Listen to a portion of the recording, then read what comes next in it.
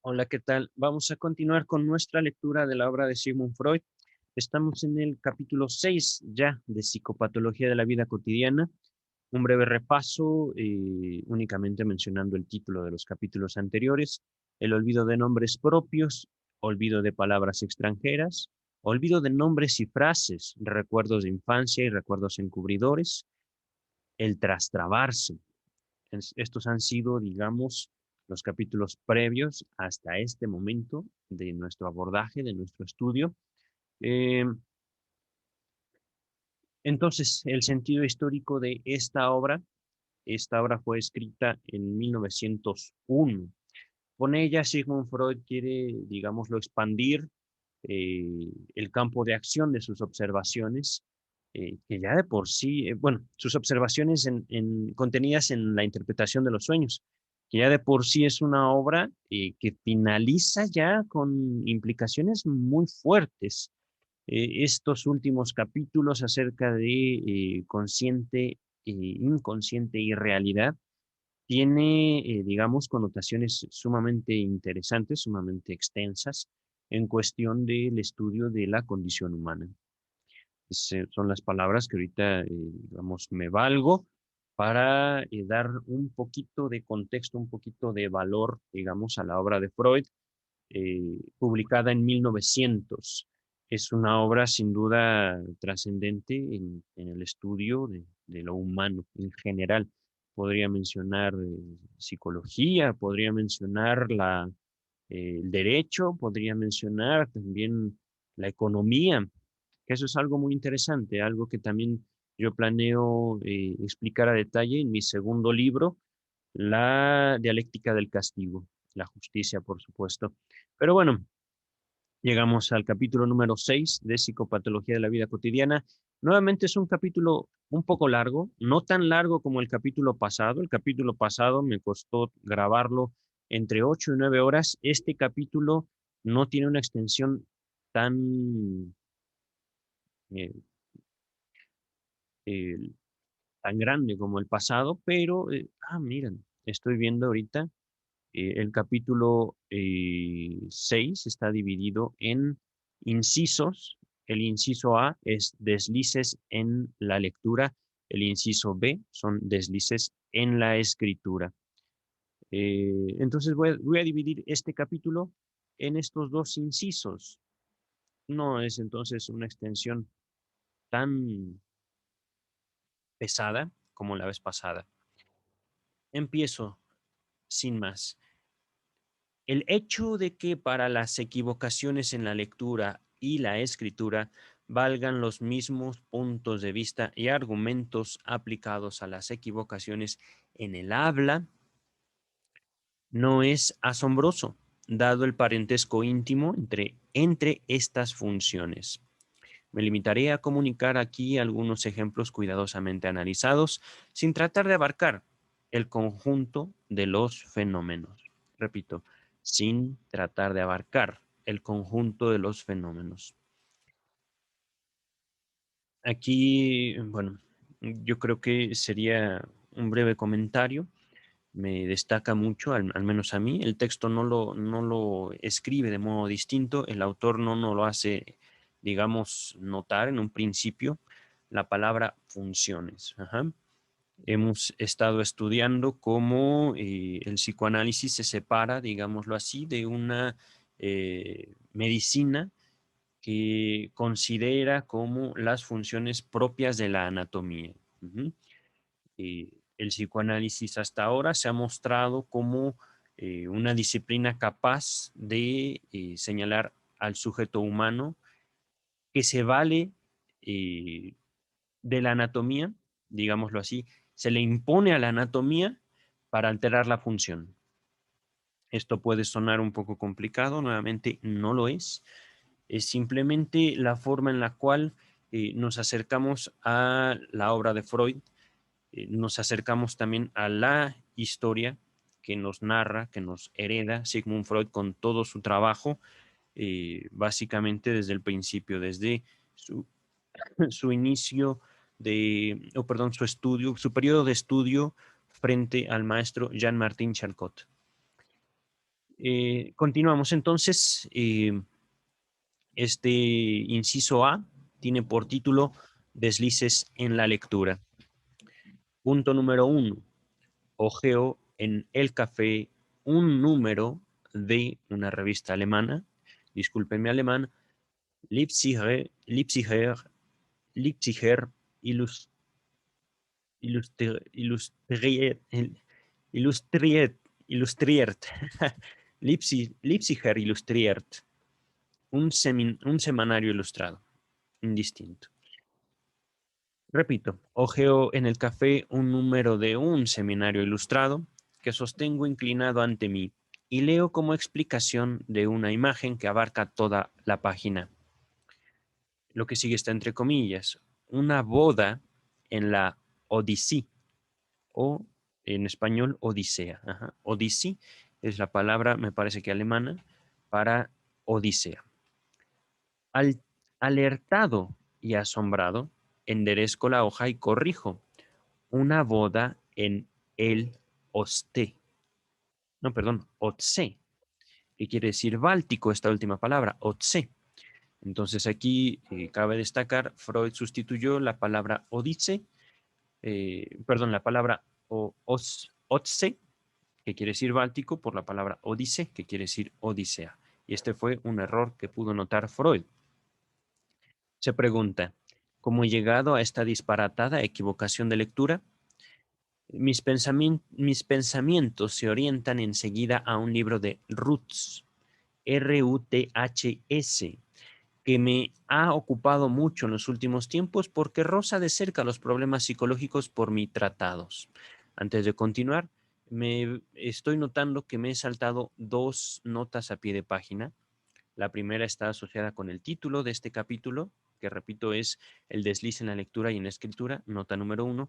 La primera parte del capítulo hasta la página 110 data de 1901. Es decir, esto que estamos leyendo es del texto original. Ajá. Ahora, la nota a pie de página número 2 va asociada al nombre Roots. Eh, Aquí viene el nombre, por supuesto en alemán, del libro de Roots. Experimental Untersuchung über Music Phantom. Investigaciones experimentales sobre los fantasmas musicales. Miren qué nombre tan interesante. Este libro de Roots fue escrito en 1898. Ahora, al respecto de esta nota, el traductor James Strachey nos dice, tales, entre comillas, fantasmas musicales son, según Roots, aquí lo define, un grupo de fenómenos psíquicos que hacen su aparición eh, está entre paréntesis, involuntaria en el cerebro de muchas personas cuando escuchan música. Involuntaria, esta palabra aparece entre paréntesis. eh, Me supongo yo que es el mismo traductor el que nos señala eh, esta palabra. No creo que la palabra involuntario aparezca en el texto original de Roots. Yo creo que es más bien algo que el mismo no Freud, sino James Strachey, el mismo traductor, quiere hacernos asociar. Ajá. Pero ciertamente esta asociación, pues yo no la encuentro de modo directa. En todo caso, mm, digo, es que por mucho que yo quiera, digamos, desligar esta asociación de la palabra o esta introducción de la palabra involuntario de Freud, de la figura de Freud, recordemos que en el capítulo pasado, en el capítulo del Trastrabarse, Freud aborda el trabajo de tres investigadores, dos lingüistas y un médico, psicólogo experimental, Wilhelm Wundt, este último, los lingüistas Meringer y Meyer. Esto para, digamos, ligar el trabajo de aquellos con su propio trabajo realizado en la interpretación de los sueños. Ajá.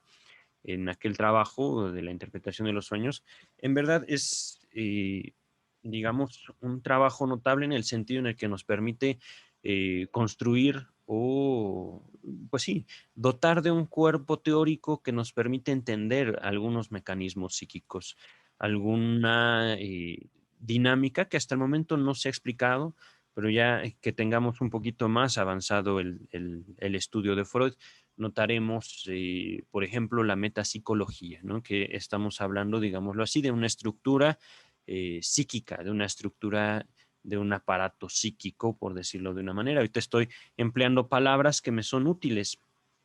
Podría parecernos algo como muy básico, como muy lógico, pero se inserta en justamente en la historia de una eh, ciencia de lo psicológico, independientemente, que es como venimos argumentando desde el principio, de una anatomía. Ajá. Esto es destacable en el sentido en el que Freud, habiendo estudiado neurología, se da cuenta de que la anatomía, el sustrato anatómico, la relación del cuerpo sobre el individuo, no se impone al individuo mismo, sino que es justamente la relación contraria. El sujeto toma su cuerpo para hacer literalmente lo que quiera de él. Ujú.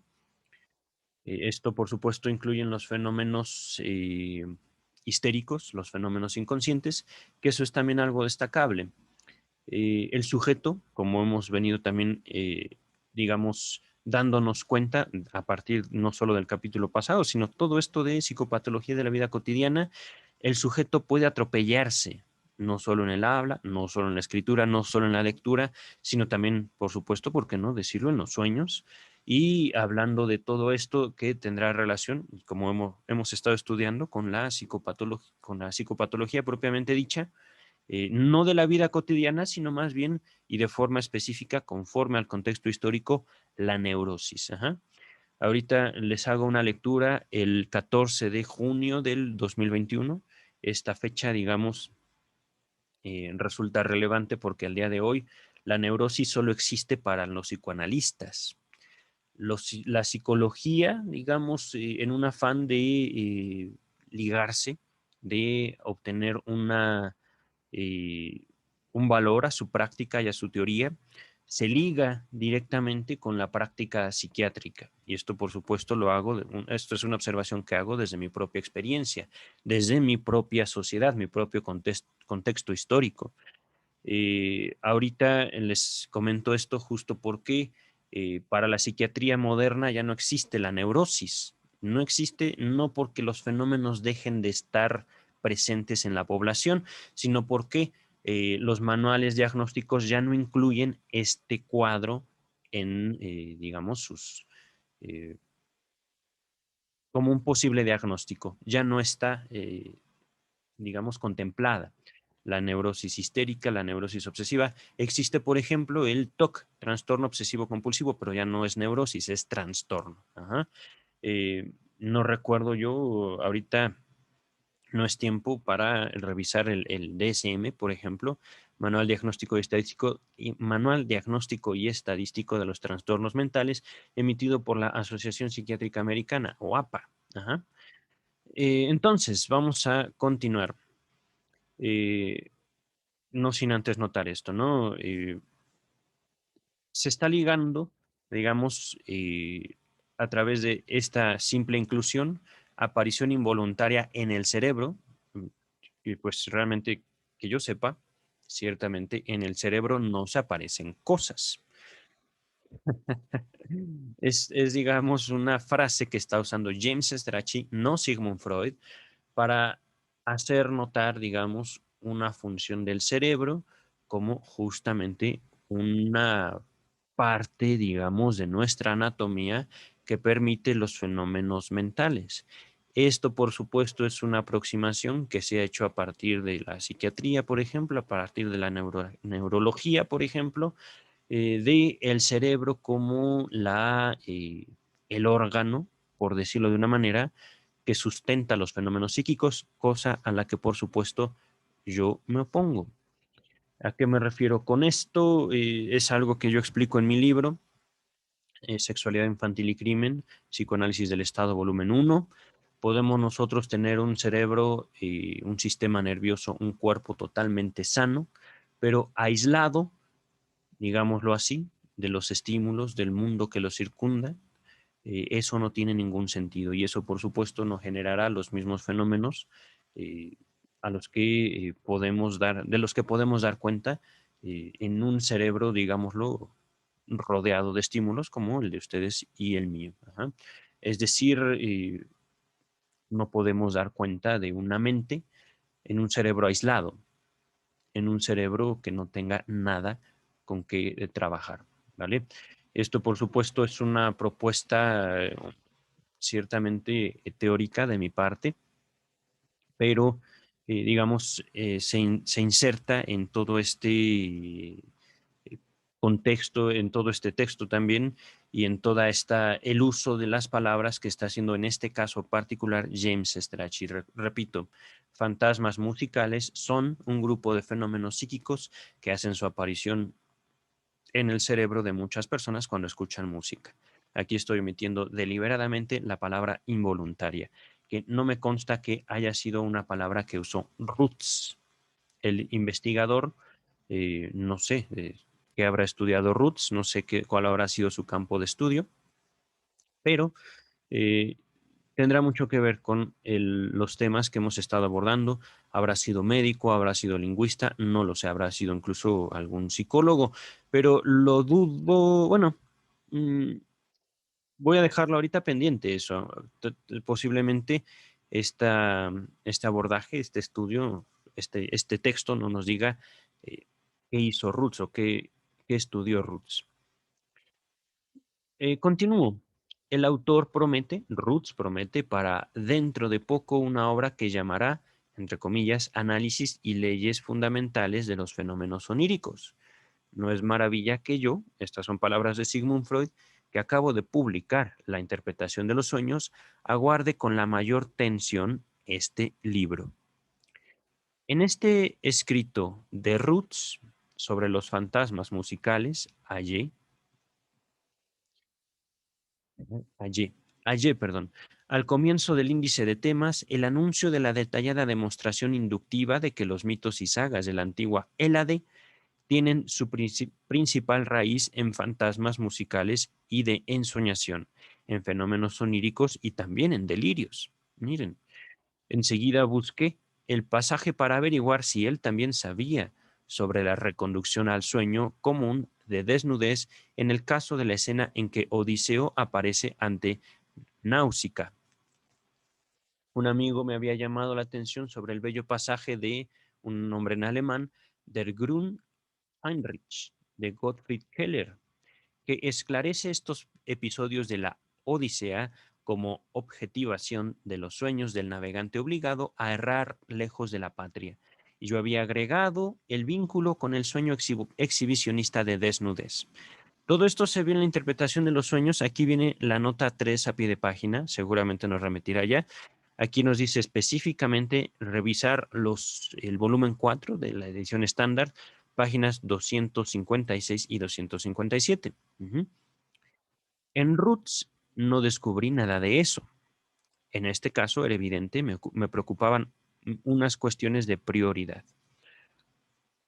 Aquí entonces podemos ver, finaliza el inciso 1, perdón, el punto número 1 del inciso A, pero lo que Freud nos quiere decir con este inciso, perdón, con este punto número 1, es que ciertamente él estaba preocupado. Y esto es algo destacable. Mm, Ciertamente es parte también del análisis el mostrarse vulnerable frente a uno mismo, algo que, digamos, funda lo que al día de hoy en psicología heredamos como el código ético, por decirlo así, que en uno de sus puntos nos demanda una cierta distancia y, por supuesto, este término llamado confidencialidad. Al momento de uno establecer contacto con otra persona, por supuesto, esta persona está invitada, digamos, a ser lo más honesta posible y al adquirir ese tipo de, digamos, confianza con un profesional, eh, adquiere también un grado considerable de vulnerabilidad, es decir, se muestra como es y ante eso puede correr riesgo frente a otra persona, ¿no? Eh, Aquí, este análisis, esta, digamos, argumentación que Freud desarrolla a partir de el error que él nota en su lectura, nos muestra cómo Freud literalmente se preocupa porque un autor lo pueda contradecir. Esto, digamos, ciertamente es destacable, es importante, aunque no debería extrañarnos en este punto de la historia, digamos, de este canal, de este abordaje de la obra de Freud, porque hemos visto a lo largo de toda la interpretación de los sueños cómo Freud constantemente muestra su lado humano, muestra su lado vulnerable al momento de el analizarse. Ajá. Ciertamente no es algo que yo vaya a hacer en este canal al respecto de mi propia persona, aunque tampoco me puedo yo, digamos, eh, aislar de este tipo de manifestaciones humanas propiamente dicha. Eh, Algo que he dicho antes una y otra vez y que vuelvo a repetir, por supuesto, habiendo yo acabado, terminado la psicología y habiendo yo ejercido la psicología, en contacto con muchos colegas, con muchos supervisores, maestros, etcétera, a este punto de mi vida, también habiendo vivido una relación analítica, puedo señalar las diferencias, pero a lo que voy es que ciertamente, al menos en la psicología, yo viví un respeto, digámoslo así, que no existía en el análisis. Y al contrario, también podría señalar, ahorita estoy simplemente valiéndome de palabras para señalar una relación de mi analista y de analistas que yo conocí conmigo y con sus analizantes mientras yo me formaba en el seminario de introducción al psicoanálisis o de formación de psicoanalista. Digamos que el respeto que se da tanto en la psicología como en el psicoanálisis es un respeto muy diferente. Ajá. El respeto en la psicología obedece más bien a una cuestión social, obedece más bien a una cuestión, ¿cómo decirlo? Ahorita solo puedo pensar en el título del libro de Rousseau, El contrato social, ¿es de Rousseau? Me parece que es de Rousseau. Es decir, es un respeto en la psicología de una convención social, de una, digámoslo, apariencia, de un usted es bueno, por decirlo de una manera, al contrario de un respeto muy diferente que se vive en la relación analítica. Todo esto, digámoslo, en cuestiones de la vulnerabilidad, en cuestiones de la persona del otro. Ajá. Hasta cierto punto yo sentía que al hacer preguntas en mi práctica, al ejercer la psicología mientras era supervisado, una vez terminado mis estudios universitarios, yo sentía que al hacer preguntas a las personas podía vulnerarlos. Y justamente el psicoanálisis me mostró que las preguntas tienen que hacerse, que ese tipo, digamos, de vulnerabilidad que uno adquiere al momento de estar frente a una persona, es que va más allá de una capacitación profesional que podamos tener. Al estar frente a una persona, hablando, refiriéndome al psicoanalista, con semejante estatura uf, humana, no puedo yo usar otra palabra, eh, ¿cómo decirlo?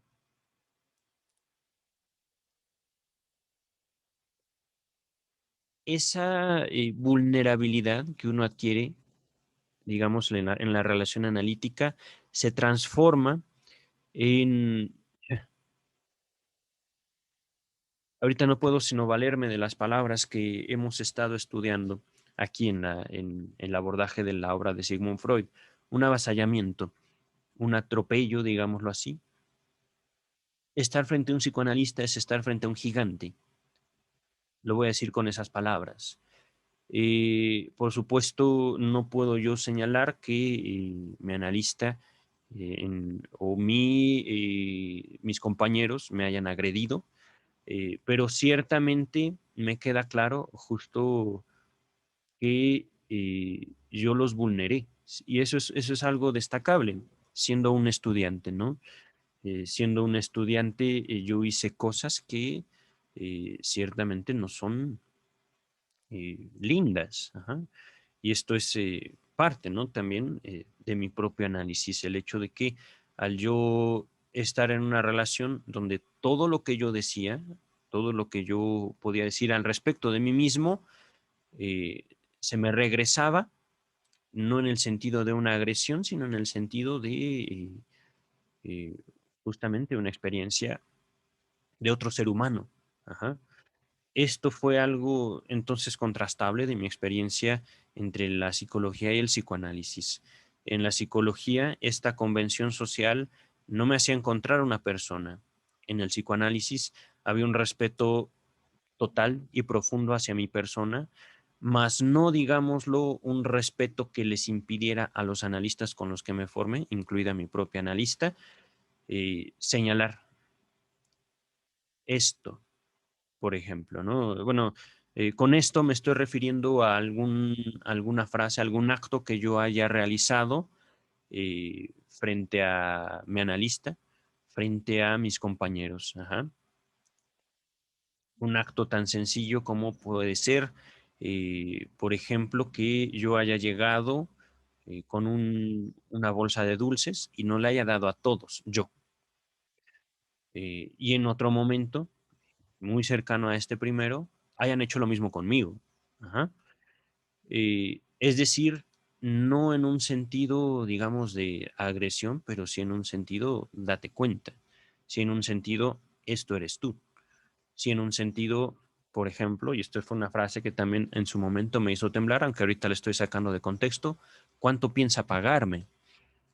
Ahorita lo saco de contexto justo en el afán, digamos, de acercarme al texto. Me parece que me he desviado demasiado. Aún así, creo conveniente, digamos, señalar, ¿no? Cómo, eh, al menos desde mi experiencia, en la psicología, y justamente por la influencia del concepto de salud mental, no hay un ser humano, digamos, que esté recibiendo a otro ser humano. Hay, entre comillas, una autoridad que está recibiendo a alguien que va a recibir algo que la autoridad misma no tiene. Esta es la crítica que he estado haciendo desde el principio al respecto del concepto de salud mental. El psicólogo recibe a alguien, la psicóloga, la psicología en general, recibe y promete salud mental cuando la misma psicología no es salud mental por per se, por sí misma. En cambio, el psicoanalista no puede prometer salud mental, ciertamente. Y eso es justamente lo que a mí me llama mucho la atención y lo que a mí me compromete al respecto de la disciplina psicoanalítica. Mm, Vale, me he desviado mucho del texto, pero ciertamente es que es parte también de lo que me convoca del texto Psicopatología de la vida cotidiana. He querido aproximarme a este texto para apropiarme de qué es la psicopatología, no solo para el psicoanálisis, sino en general. Ajá. Recordemos que psicopatología es una palabra, digamos, compuesta que quiere decir enfermedad mental. Ujú. Punto número dos. Prometo desviarme lo menos posible ya, pero es que es importante también. Esto no es nada más un espacio, digamos, de eh, estudio de la obra de Freud, sino también de nuestro propio contexto histórico. Justamente por eso el psicoanálisis puede sobrevivir al paso del tiempo. ¿Por qué existo yo? Porque yo no soy Freud, porque yo no soy Lacan, porque yo estoy viviendo condiciones particulares dentro de mi vida, dentro de mi sociedad y, por supuesto, condiciones que podrían encontrar un eco muy distinto en las condiciones de ustedes. Punto número dos. Como llegué a leer cierto día en el periódico Infaz, que quiere decir en tonel, a través de Europa. Repito, como llegué a leer cierto día en un periódico, en tonel a través de Europa. Este es el título del periódico, en tonel a través de Europa, que en tonel vienen las palabras alemanas IMFAS, IMFAS, en vez de zu Fuß, a pie. Ok. Eh, Destaco, me he equivocado al leer, pues justamente esta es una pregunta, pero es una pregunta compuesta y que, por supuesto, alterna las palabras. Ajá. Eh, la pregunta dice, ¿cómo llegué a leer cierto día en un periódico en tonel a través de Europa en vez de a pie a través de Europa. Aquí Freud sustituyó las palabras en alemán, zu Fuß con Z, es Z-U-F-U-S-S. En vez de esto, que es lo que estaba escrito, Freud leyó im Fass, en tonel. Entonces, de esta pregunta, ¿cómo llegué a sustituir eso? Me costó mucho tiempo resolverlo, dice Freud. Es cierto que las ocurrencias inmediatas indicaban, el tonel tiene que apuntar a Diógenes. Y no hacía mucho había leído en una historia de arte algo sobre la época de Alejandro. Era sugerente pensar entonces en el famoso dicho de Alejandro. Entre comillas, si yo no fuera Alejandro, me gustaría ser Diógenes. Ahí finaliza la cita. También me vino una vaga idea sobre cierto Hermann Sittung, que se había dado a viajar empaquetado en una caja, pero el nexo no quería establecerse mejor y no conseguí reencontrar la página de aquella historia del arte en que me había saltado a la vista la puntualización sobre la época de Alejandro. Debe ser Alejandro Magno, realmente no lo sé, pero continúo. Solo meses después volvió a ocurrírseme de pronto aquel enigma que yo había dejado de lado, pero esta vez junto con su solución. Me acordé de lo que señalaba un artículo periodístico. El artículo era por título, me parece, Zeitung, Zeitungsartikel, sobre los raros medios de transporte, que transporte viene del alemán, eh, Beforderung, que la gente escogía ahora para llegar a la Exposición Universal de París del año 1900, y ahí mismo, creo yo, se comunicaba en chanza que cierto señor tenía el propósito de hacerse llevar rodando dentro de un tonel, se destaca ahí, hasta París, empujado por otro señor. En serio, leo esto y me parece que la humanidad entera somos niños. Imagínense eso. Desde luego que es.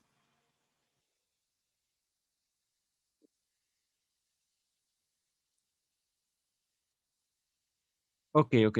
Desde luego que a esa gente no la guiaría otro motivo que llamar la atención mediante esas locuras. Hermann Situng, repito, Hermann Situng era de hecho el nombre de la persona que había dado el primer ejemplo de ese desacostumbrado medio de transporte.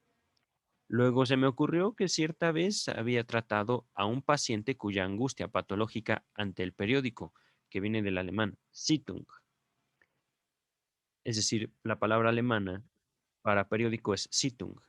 Repito, luego se me ocurrió que cierta vez había tratado a un paciente cuya angustia patológica ante el periódico se resolvió como una reacción contra la ambición, se destaca esa palabra, patológica de verse en letras de molde y citado en el periódico como persona de fama.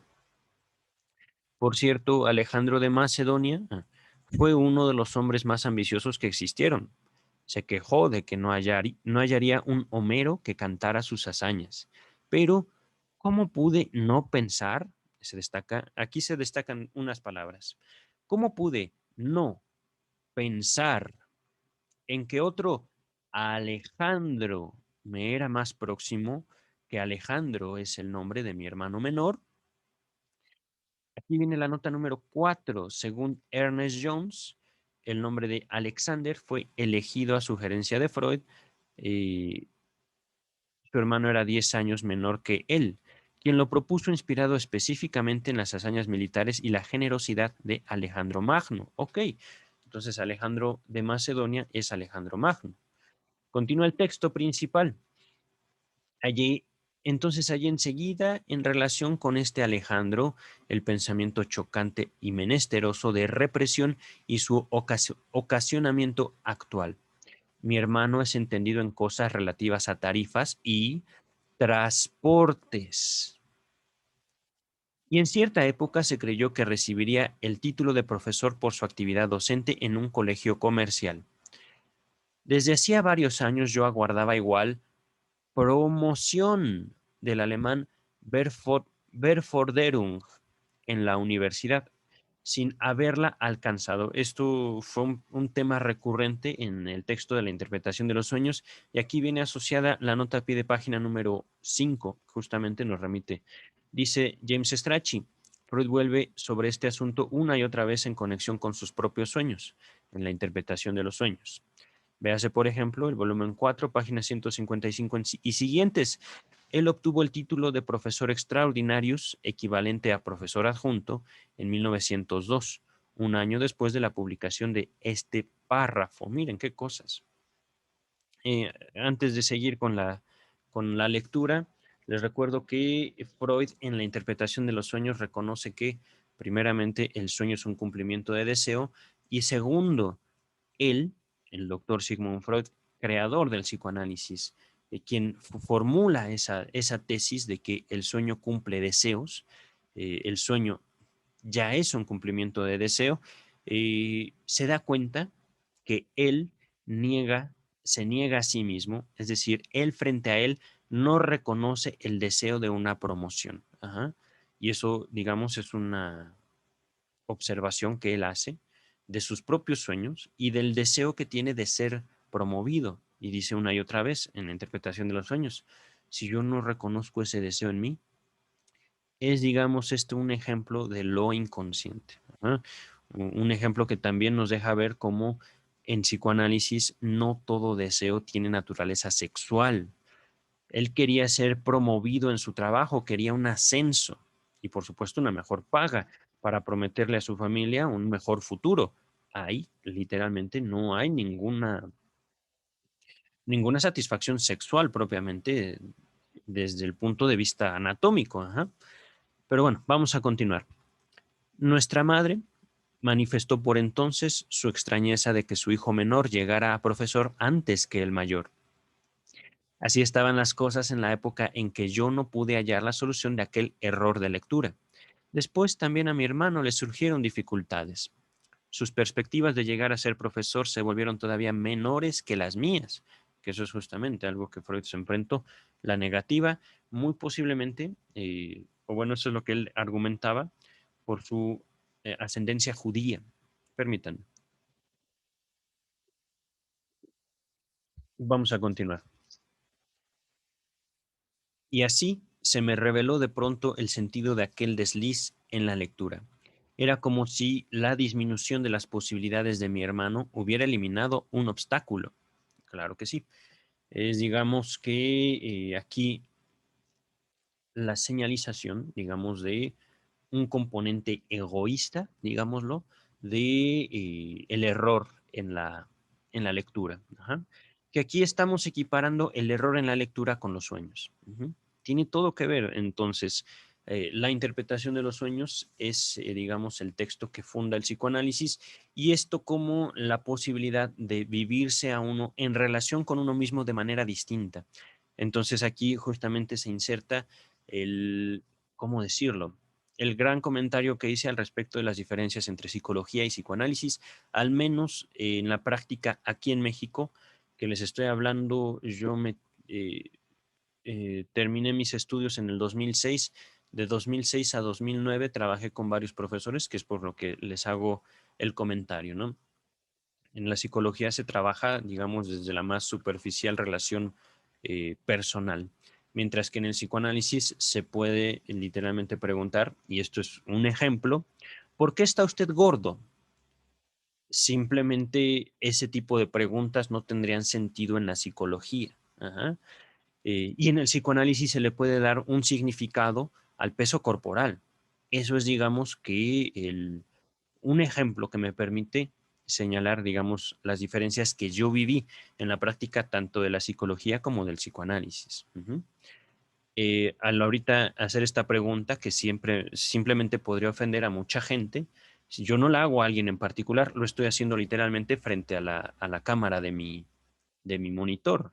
Pero al hacerlo, justo no puedo sino señalar esta relación inocente que puede tener, digamos, no un analista, sino un niño con otra persona. Cuando, de hecho, me surge un ejemplo, yo creo que tengo que darlo porque es también no solo brindar el texto, sino brindar un contexto histórico. Llegué yo con una amiga, de hecho nos encontramos a la entrada de una tienda aquí en la Ciudad de México. Obviamente, entramos juntos a la tienda, no había pandemia en esos momentos, y saludándola, llega de nosotros una familia, me acuerdo al menos de dos niñas pequeñitas y una mujer adulta. Mientras mi amiga y yo estamos haciendo el pedido en la tienda, una de estas niñas, de manera muy inocente, de manera totalmente infantil, despreocupada, se acerca a mi amiga y le empieza a hacer unas preguntas.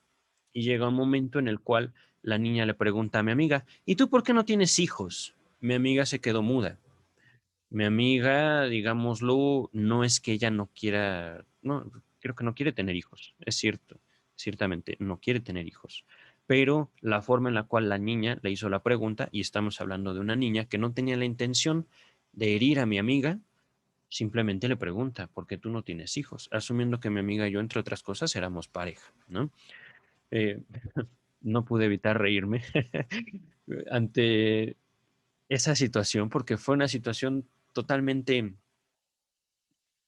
digámoslo, no planeada, natural, inocente por parte de la niña, y la cara que hizo mi amiga me provocó hilaridad, me movió a risa. En fin, estos son como ejemplos, ¿no? Que estoy ahorita yo hallando en relación a esta lectura. Eh, Freud aquí, digamos, hace notar que hay un empeño egoísta, un empeño literalmente que le hace sentir bien por la mala fortuna de su hermano.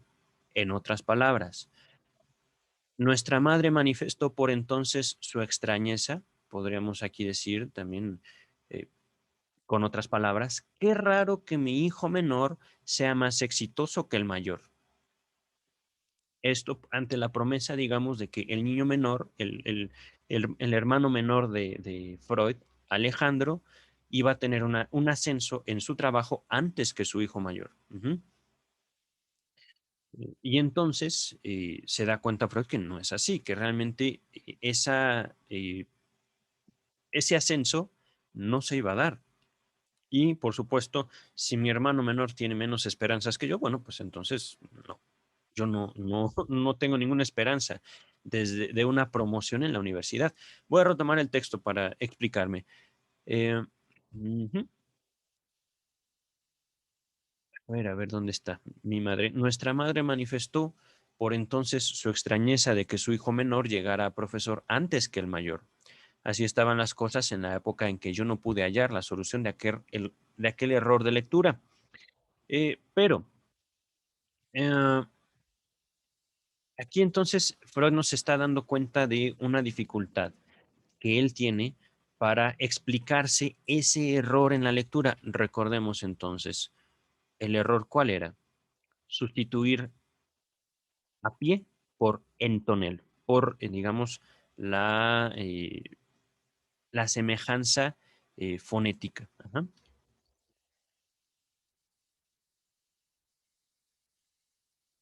Si Freud no podía hallar una solución, es justamente porque él se lo impedía, para no hallar, digamos, esa relación de egoísmo, esa relación de gusto por la mala fortuna del hermano, porque el hermano no era ascendido, digámoslo así.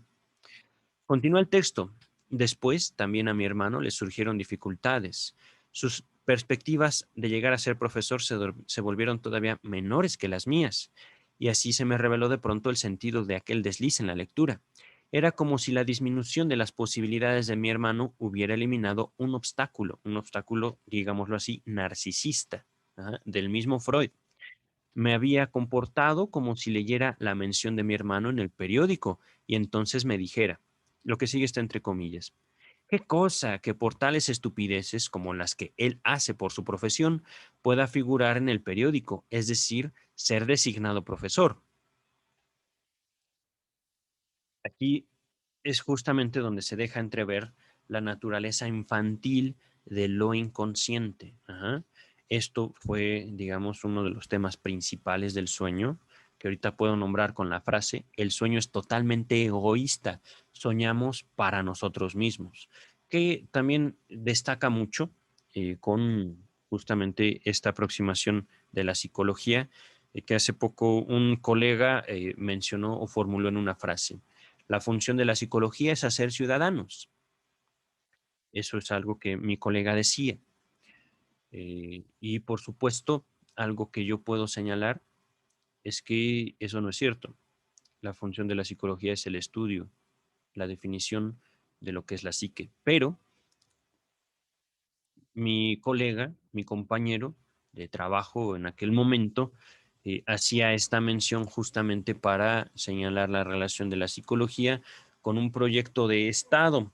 Sin embargo, es un proyecto que ciertamente yo me encargo de nombrar en mi libro, tiene por función atropellar y cancelar totalmente la función del individuo, la función de sujeto, entre otras cosas, negar la vida afectiva de las personas. Pero regresemos. Quiero eh, digamos, contextualizar esta frase de Freud, esta frase que dice, ¿qué cosa que por tales estupideces se pueda figurar en el periódico, es decir, aparecer en el periódico? Ajá. Con esto, ciertamente podríamos entenderlo, Freud está atacando a su hermano menor. Sin embargo, no es un ataque malicioso, no es un ataque que tiene por objetivo, digámoslo, desaparecer a su hermano menor. Es un ataque que tiene por objetivo, por supuesto, digamos, lo he señalado como narcisista, este objetivo, sobrevivir, podríamos decirlo. Es que este es más, podríamos andar aquí al respecto de la diferencia entre psicología y psicoanálisis, por supuesto, a partir de mi propia experiencia. Eh, si bien en el trabajo de la interpretación de los sueños mencionamos que um, el sueño es un evento, es un fenómeno totalmente egoísta.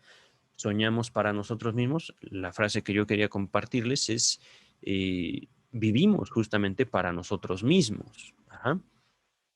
Ante esta frase que podemos leer y condenar a Freud con ella, es que Freud no amaba a su hermano. Sí, sí lo amaba. Lo amaba, no en el sentido, digámoslo, socialmente aceptable. Es algo que ya también hemos visto. Lo amaba como puede amar un niño, que es, digamos, la relación que hace el psicoanálisis con el afecto y las manifestaciones afectivas a lo largo de la historia. Uh-huh.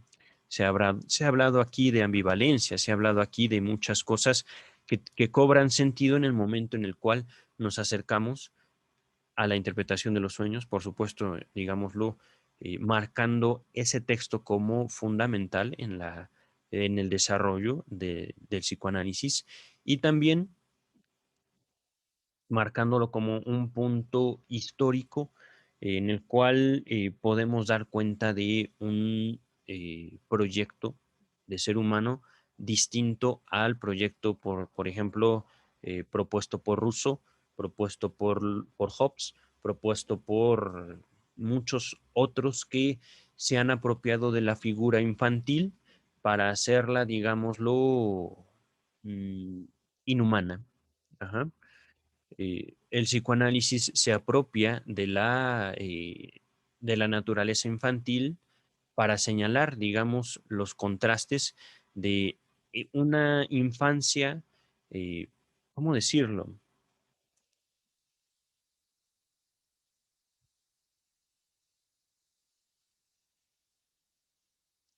De una infancia buena, de una infancia bondadosa, de un infante eh,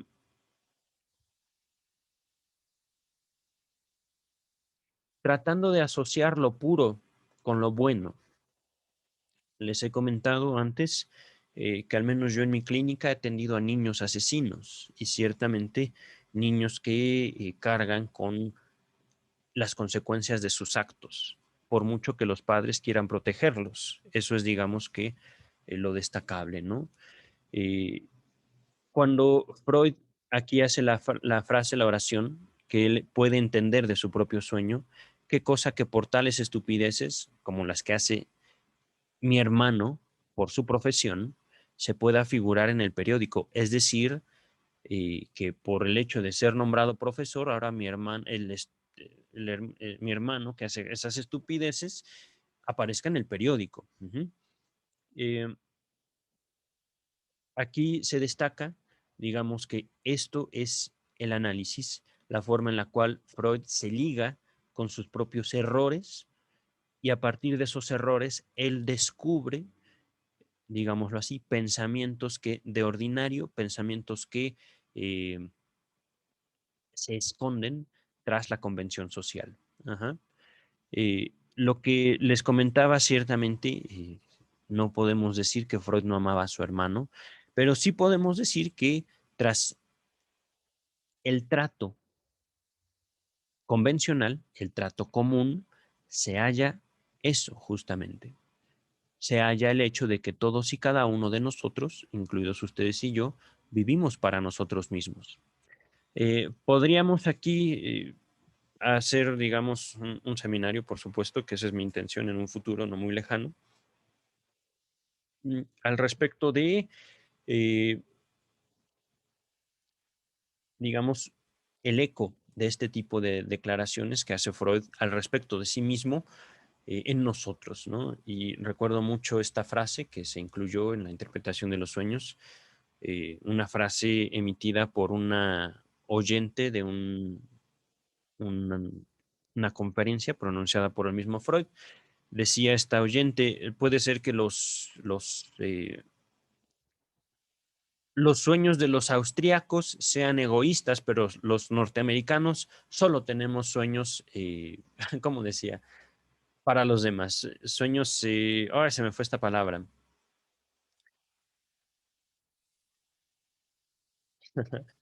Vaya, que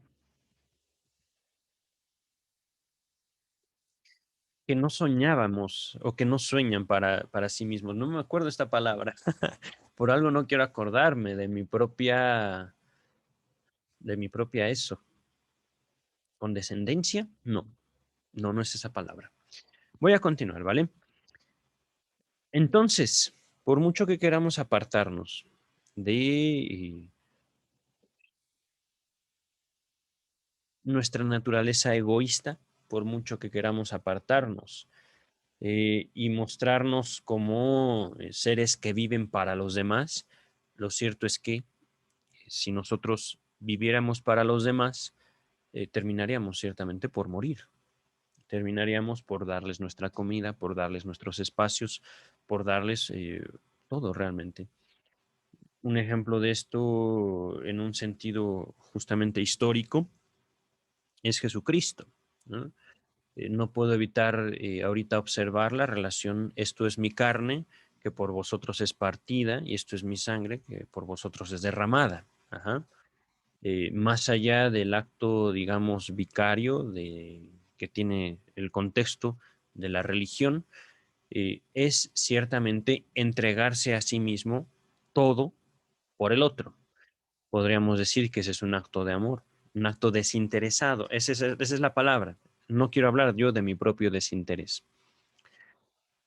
Cuando Freud presenta entonces su hipótesis de que los sueños son cumplimientos de deseo y que el sueño es un fenómeno primordialmente egoísta, de que ciertamente la psique es el aparato anímico, es un aparato que se sostiene a sí mismo. Una de las oyentes de la conferencia de Freud dice, puede ser que los sueños de los austriacos sean egoístas, pero los americanos solo tenemos sueños desinteresados. Nos damos a los demás. Bueno, bien por usted. Sea desinteresada entonces.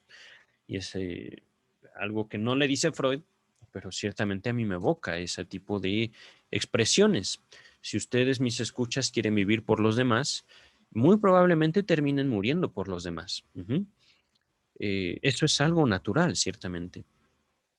No es algo que podamos evitarlo.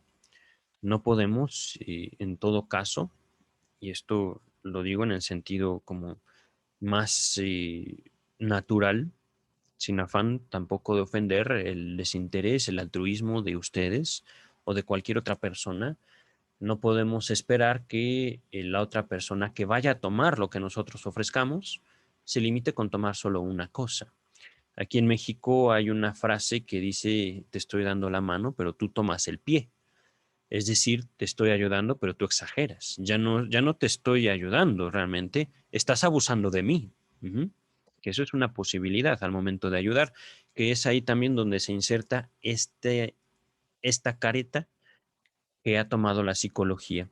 Les recuerdo, ahorita escribo un libro que es justamente en un análisis de la condición de la psicología al día de hoy, que ciertamente es algo que me preocupa. La psicología, si no corrige, digamos, sus pasos, si no se identifica como una ciencia, si no define su objeto de estudio, la psicología va a ser absorbida por la religión. Se los comento así. Si la psicología no se separa de la autoayuda, la psicología, como la conocemos, va a morir. Tal vez eso sea inevitable, no lo sé. Yo sigo estudiando al respecto. Pero bueno, repito, el doctor Freud dice, a partir del análisis, un análisis que a él dice le costó trabajo. En este análisis puedo yo reconocer que eh, mi desliz, mi error en la lectura, obedece a un ataque que yo realicé hacia mi hermano. Ujú. No lo dijo con esas palabras, ahorita yo estoy traduciéndolo a otras, digamos, tratando de exponer la razón por la cual Freud se le dificultó tanto encontrar esta frase que tras, traduce, traslada lo inconsciente a la conciencia. El narcisismo se hace evidente. Ujú. Dice el texto, luego, sin trabajo alguno, hallé el pasaje sobre el arte helenístico en la época de Alejandro y me pude convencer, para mi asombro, de que en mi búsqueda anterior había leído repetidas veces esa misma página, pero saltando siempre el párrafo en cuestión como bajo el imperio de una alucinación negativa. Híjole, esto es valiosísimo. Permítanme. Por un lado, y esto es destacable, en serio. Alucinación negativa. No lo estoy leyendo, estoy aquí inventándome la definición de alucinación negativa. Dícese, me estoy burlando, dícese de la gente que no quiere ver al elefante en la habitación. Dícese de la gente que no quiere ver las cosas que son evidentes. Dícese de las veces en las cuales tú sales con una chica o con un chico que están sumamente encantados el uno con el otro y la otra persona dice, pero solo somos amigos.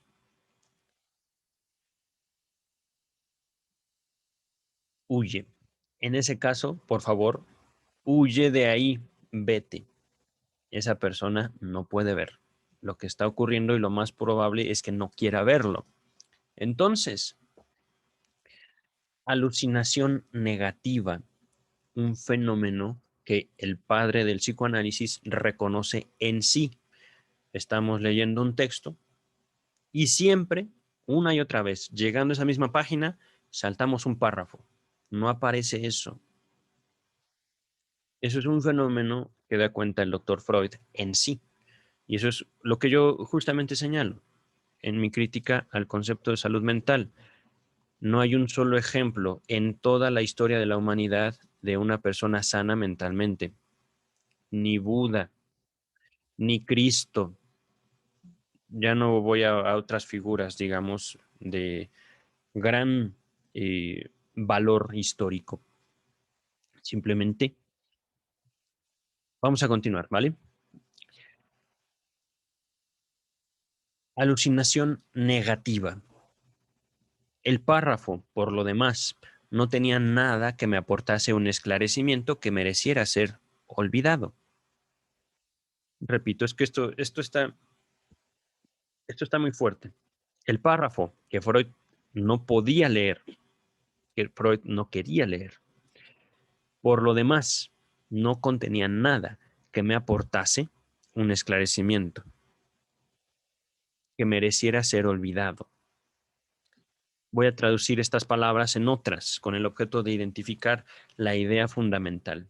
Si hay una alucinación negativa, es decir, si hay algo que nosotros no queremos ver, es porque algo dentro de ese otro algo, un elemento dentro del párrafo, una palabra, le hacía pensar algo que él no quería recordar. Por eso dice que mereciera ser olvidado. Podemos leer algo como si no lo hubiéramos leído, que es todo el sentido de la obra de Freud. Podemos justamente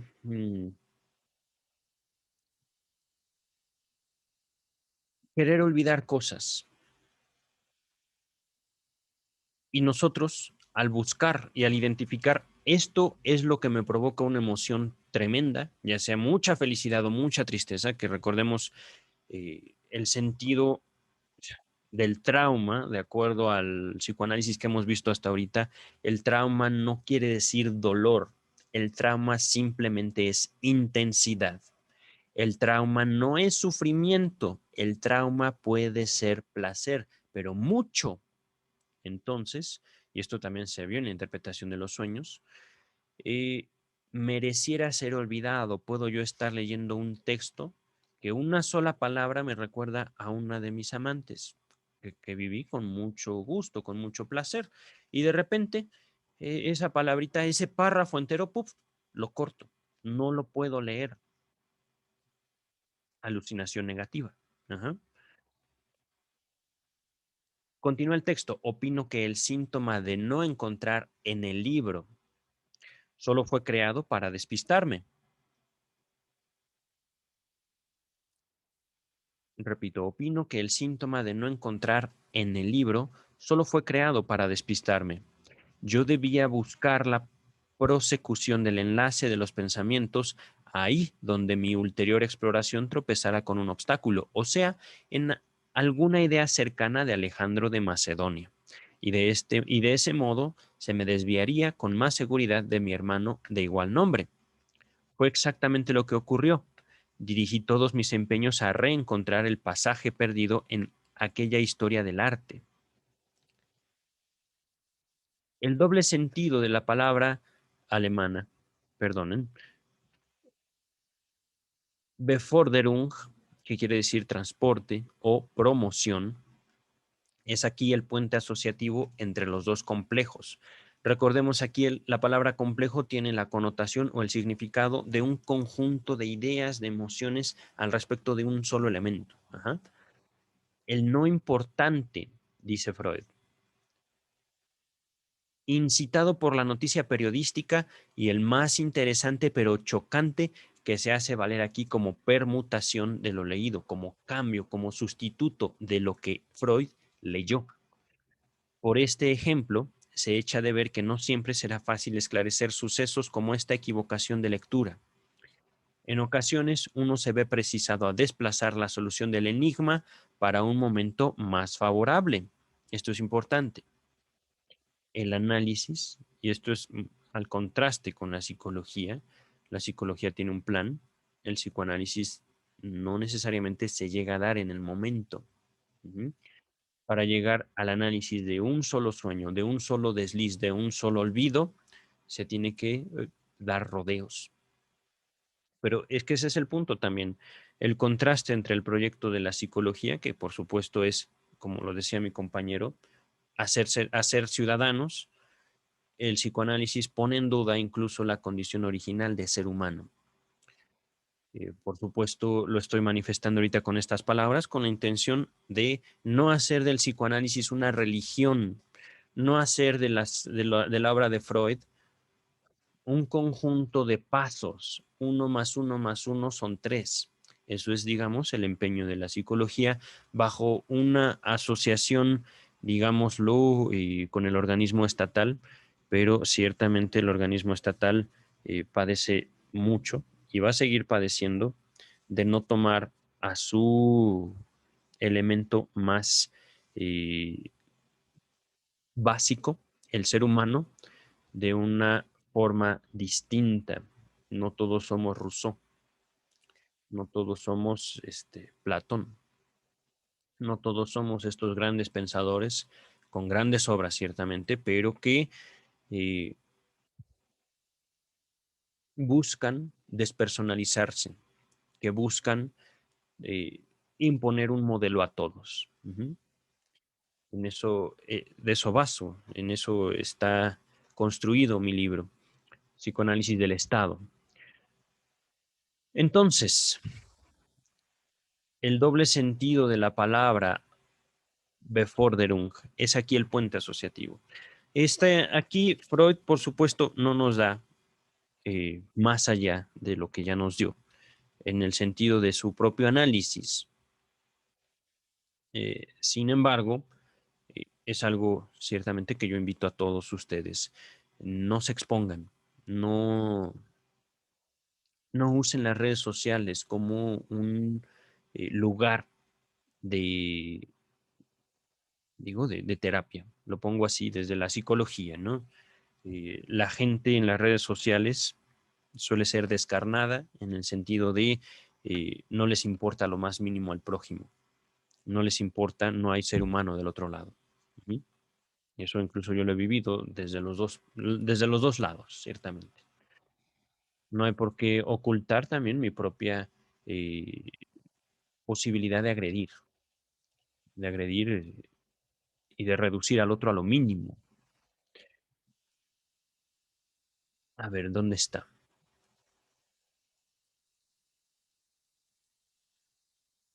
Repito esto, en ocasiones uno se ve precisado a desplazar la solución del enigma para un momento más favorable, pero cuanto más difícil se revele el trabajo de solución, tanto más lícito será esperar que el pensamiento perturbador, una vez descubierto, ha de ser enjuiciado como ajeno y opositor de nuestro pensar consciente. Que eso es al fin y al cabo, digámoslo, si no el objeto último del psicoanálisis, uno de los más importantes, el recuperar la voluntad propia, el recuperar el poder de acción dentro de la vida propia. Esto es importante dentro de uno mismo, no necesariamente en el mundo. El psicoanálisis aborda las neurosis y las neurosis, por supuesto, deben ser comprendidas, deben ser entendidas como la imposibilidad del individuo de ejecutar su voluntad en su propia vida.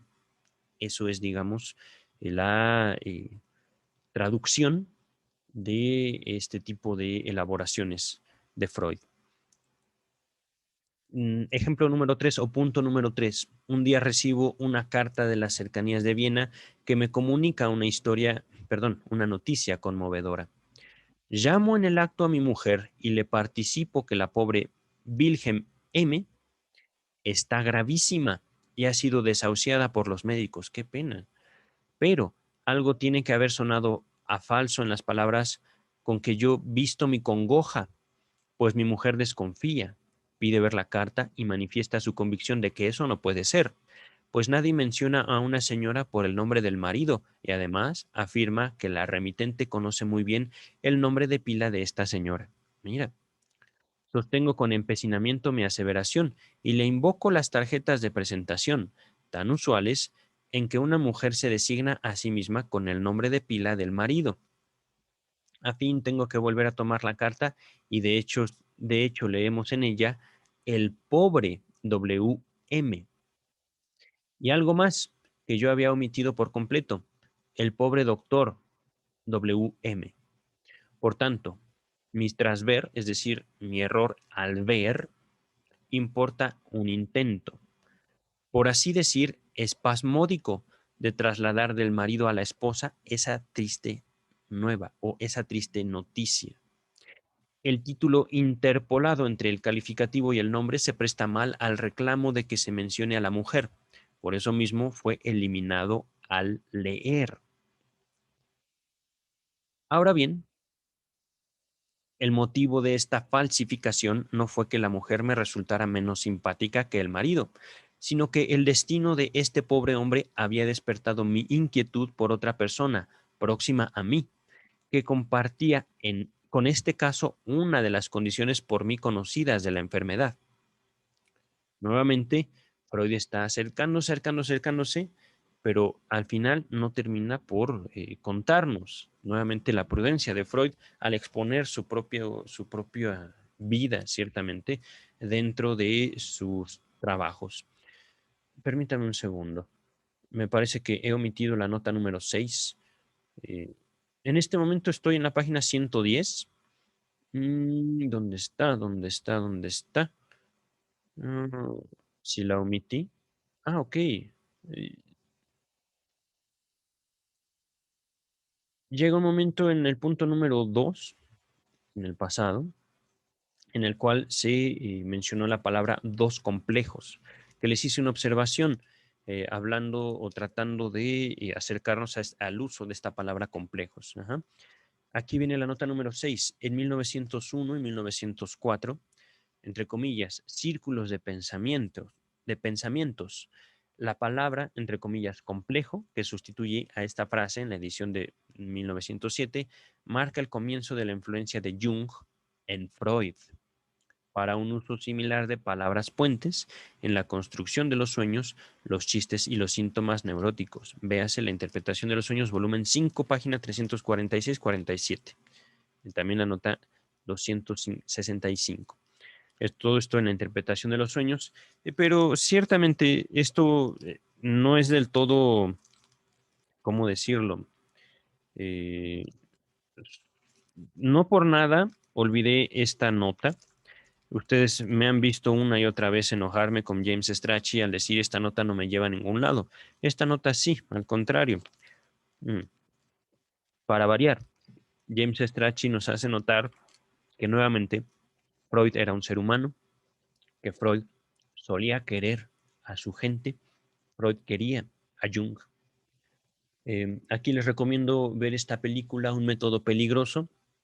Sé que se encontraba en Amazon Prime, no sé si está en Netflix, pero en Un método peligroso se retrata la relación de cariño que llega a un punto muy fuerte, a una enemistad incluso, bueno, una pelea muy fuerte que tienen Freud y Jung, pero por supuesto eh, una pelea que denota la intensidad de los afectos que Freud tenía hacia el joven Wilhelm, no, Carl Gustav Jung. Llegamos al punto número 4. Punto número 7 o nota a pie de página número 7 está aquí. Ah, miren, este es un buen ejemplo de por qué me niego a veces a leer las notas de James Strachey. Se los voy a adelantar. El punto número 4 se agregó en 1907. El punto número 5 en 1910. Mm, El punto número 6, permítanme, en 1919. El punto número 7 en 1912. Vamos entonces a leer un texto que ha sido arreglado con el tiempo para hacer lo que estamos leyendo al momento. Em, pero por ese tipo de observaciones es que yo a veces me niego a leer las observaciones, las notas a pie de página de James Strachey. Punto número 4. Más enojoso y ridículo me resulta un desliz en la lectura que suelo cometer cuando, en mis vacaciones, paseo por las calles de una ciudad extranjera. A cualquier cartel de negocio me salga al paso, lo leo antigüedades o lo leo como antigüedades. En esto se exterioriza el gusto del coleccionista por los hallazgos inesperados. Nuevamente aquí lo que está haciendo Freud es imponer su deseo a la realidad. Ajá. Punto número 5.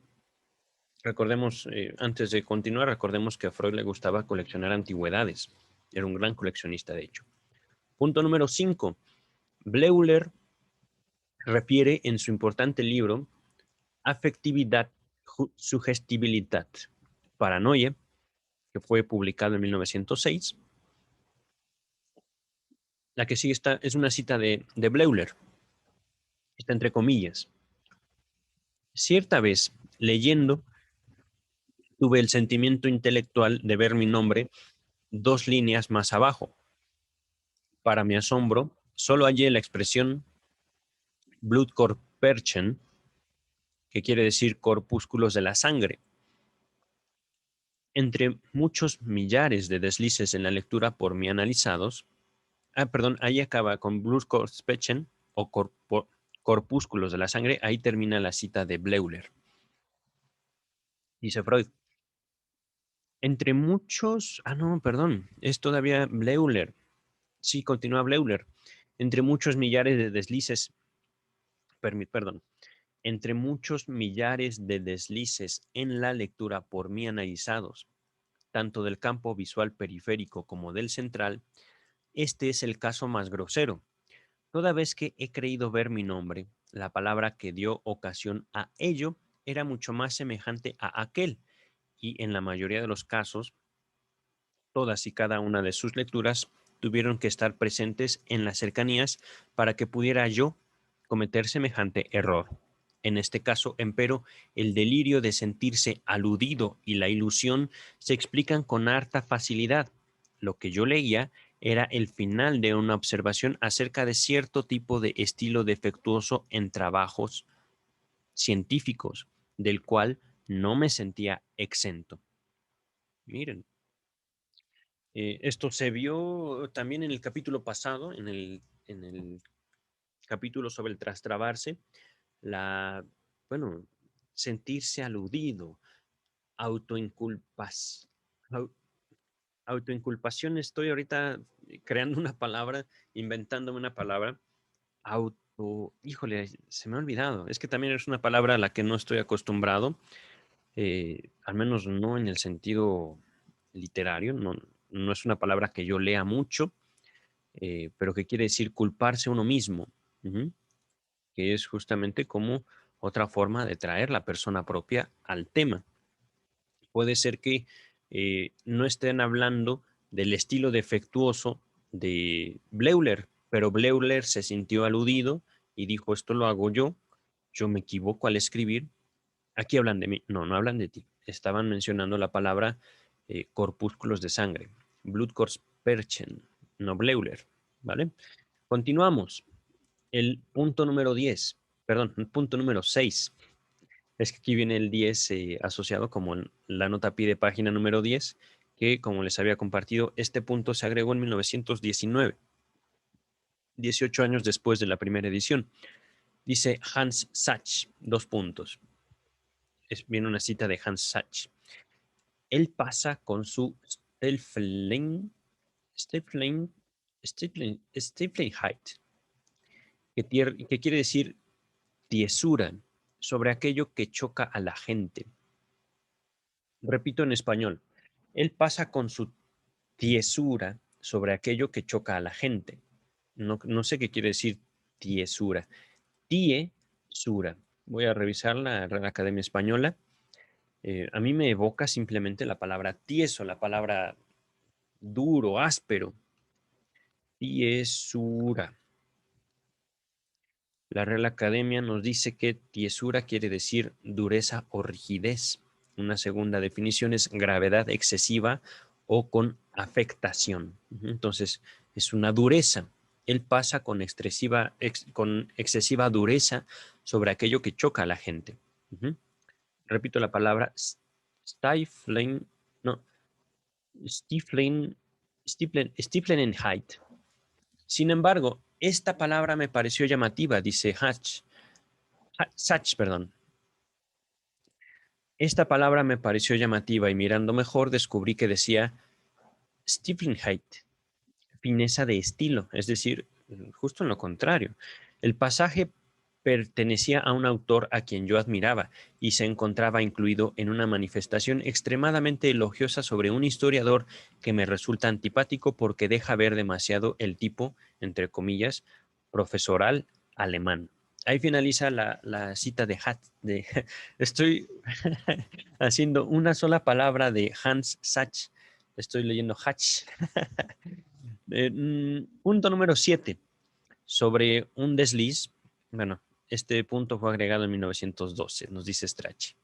Sobre un desliz de lectura en el cultivo de la ciencia filológica informal, el doctor Marcel Eibensucht nos dice, aquí nos comenta antes de empezar la cita de Eibensucht, que este libro de Heidensuch fue publicado en 1910. Entonces, la cita es: estudio la tradición del libro de los mártires, una recopilación de leyendas del periodo del Alto Alemán Medio que debo editar en los Deutschen Texten des Mittelerst, textos alemanes medievales que publica la Academia Prusiana de Ciencias.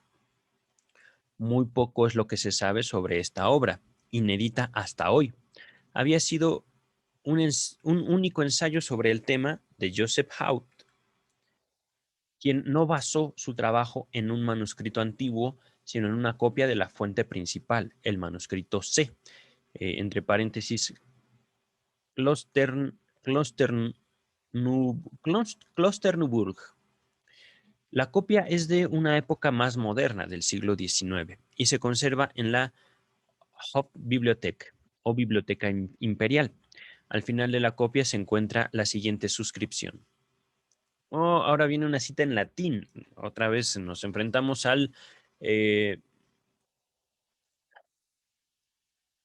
la cultura. La traducción del latín dice: este libro fue comenzado en la víspera del día de la Santa Cruz del año de nuestro Señor 1850 y fue terminado el sábado de Pascuas del año siguiente con ayuda del Todopoderoso, por mí, Hartmann de Krasna, sacristán a la sazón en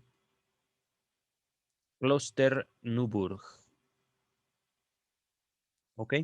Ahora bien, Haupt cita en su ensayo esta suscripción, la cree proveniente del mismo que escribió C, es decir, el manuscrito C, y supone que C fue escrito en 1350, con una consecuente equivocación de lectura, pues la cifra escrita en números romanos dice 1850. Y ello a pesar de que él copia la suscripción correctamente y con igual corrección está impresa. A saber, aquí vienen las letras eh, digamos, letras latinas o letras romanas, caracteres que quieren decir números romanos 1350, MDCCCL, en el lugar correspondiente de su ensayo. La comunicación, es decir, aquí el error fue de una cifra, 1850 fue lo que puso Haupt. No, perdón.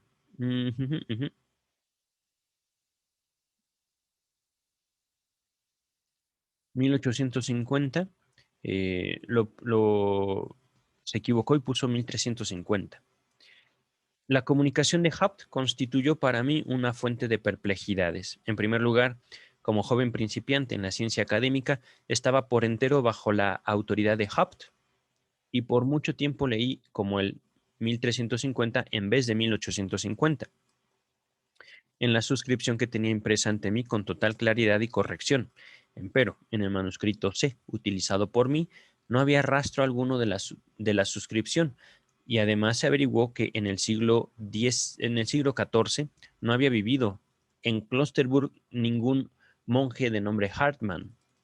Y cuando al fin se me cayó la venda de los ojos, no pude menos que colegir toda la situación, y las investigaciones ulteriores corroboraron mi conjetura, y es esta: que la talmentada suscripción solo figura en la copia utilizada por Haupt y proviene del copista P. Hartmann Sibig, nacido en Krasna, Moravia, maestro del coro agustino en Klosterburg, y que en 1850, como sacristán del monasterio, hizo una copia del manuscrito C y se mencionó a sí mismo al final, a la manera antigua. Miren, permítanme. La sintaxis medieval y la ortografía anticuada de la suscripción coadyuvaron sin duda al deseo de Haupt de comunicar todo lo posible acerca de la obra que estaba investigando y por tanto también de fechar el manuscrito C con el resultado de leer él siempre 1350 en vez de 1850. Este fue el motivo de la acción fallida. Aquí se nos hace la nota número 13 al respecto de Habt. Este libro fue escrito en 1872. Ajá.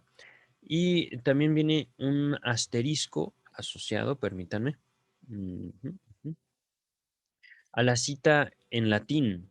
Ah, no, la cita en latín es justamente que el año fue el año del manuscrito C, fue 1850, no 1930, no 1850 y no 1350. Ok.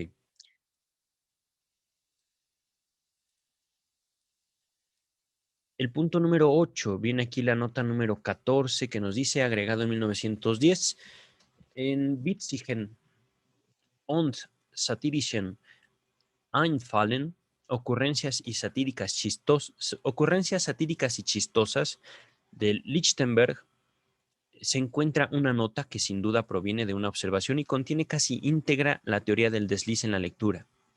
Tanto, lo que sigue está entre comillas, tanto había leído a Homero que donde quiera decía angnomen, supuesto, no, otra vez. Tanto había leído a Homero que donde decía angnomen, él siempre veía a Agamenón. Angnomen, que es una palabra, por supuesto la estoy leyendo mal, pero estoy tratando de latinizar esta palabra, de leerla como se leería en latín, que quiere decir por supuesto, perdón, únicamente supuesto, angnomen, supuesto. A la inversa, perdón, en la inmensa mayoría de los casos, perdón, me he saltado otra vez dos notas. Lichtenberg, el texto de Lichtenberg es de 1853. Y después en esta frase de tanto había leído a Homero que donde decía Angnomen siempre leía a Agamenón o veía a Agamenón, viene la nota 16 que nos dice, este ejemplo fue citado también por Freud en su libro sobre el chiste.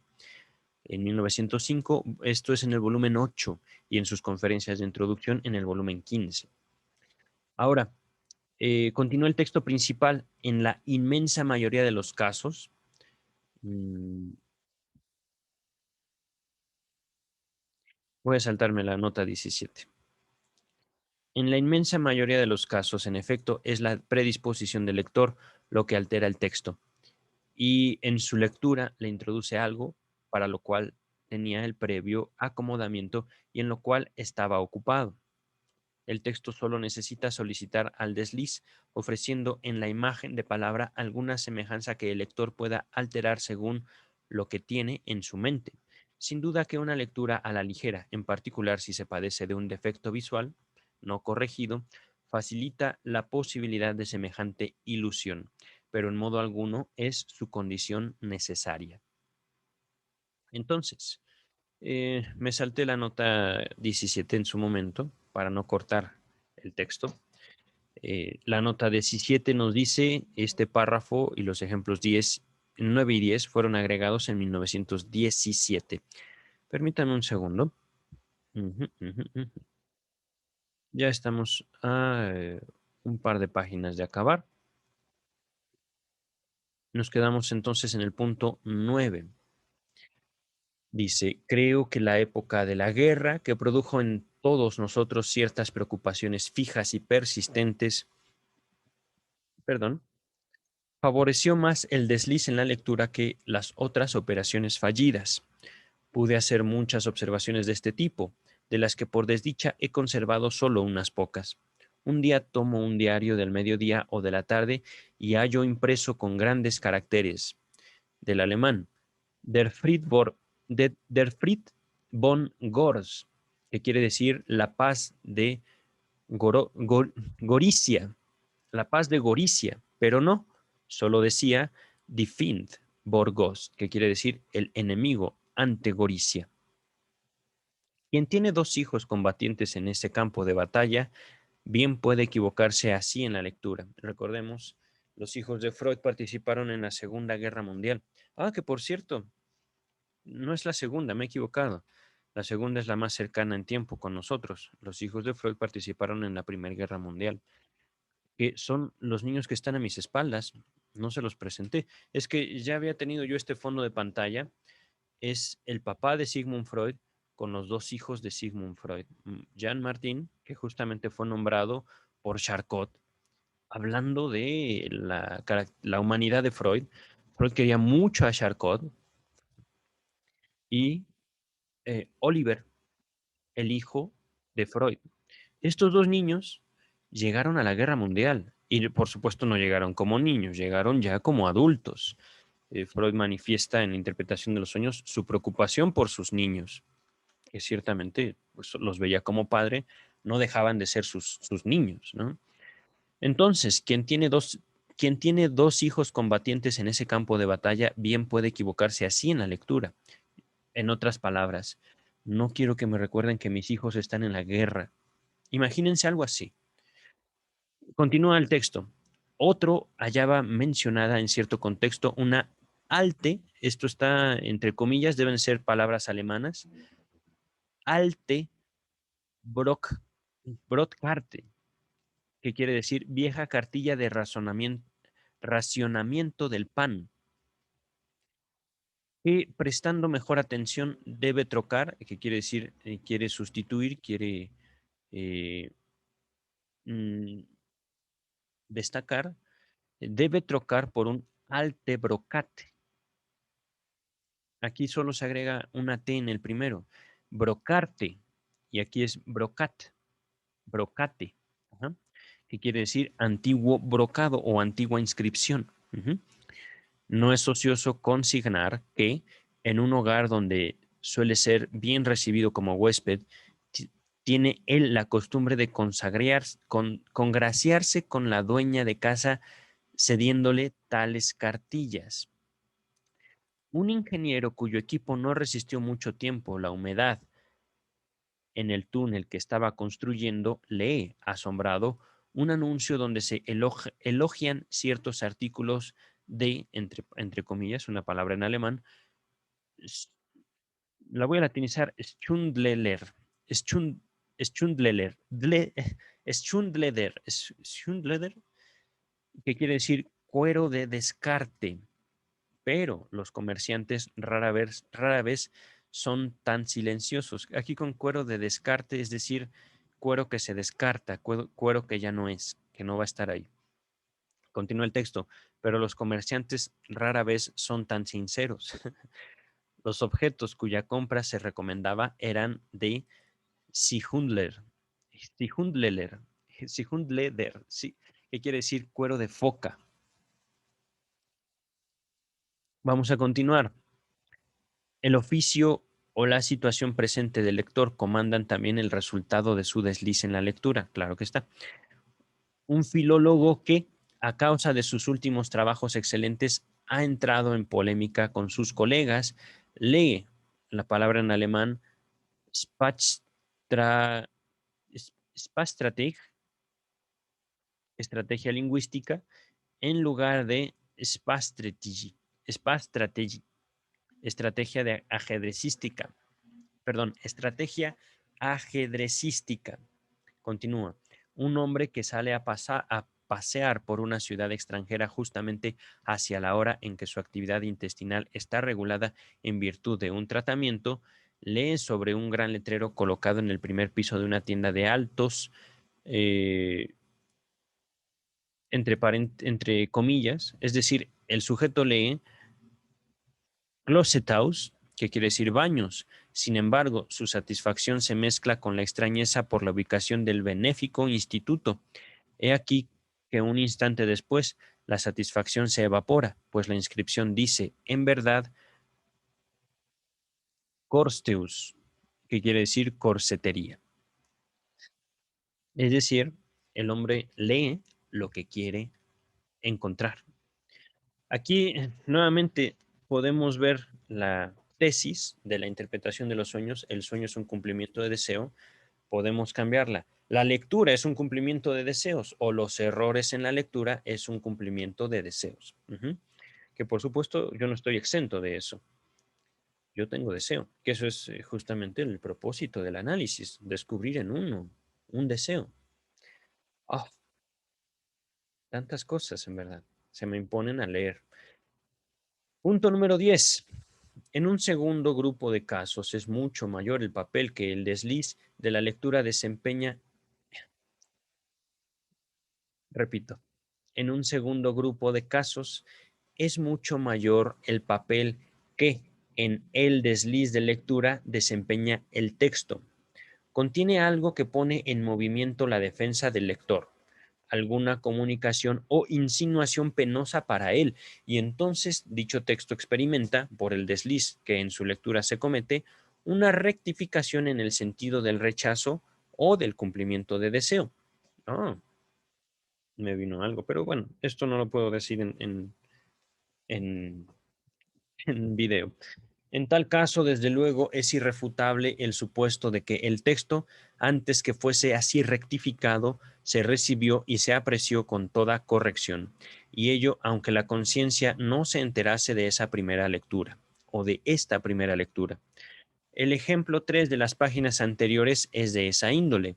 Comunicaré otro de gran actualidad, siguiendo al doctor M.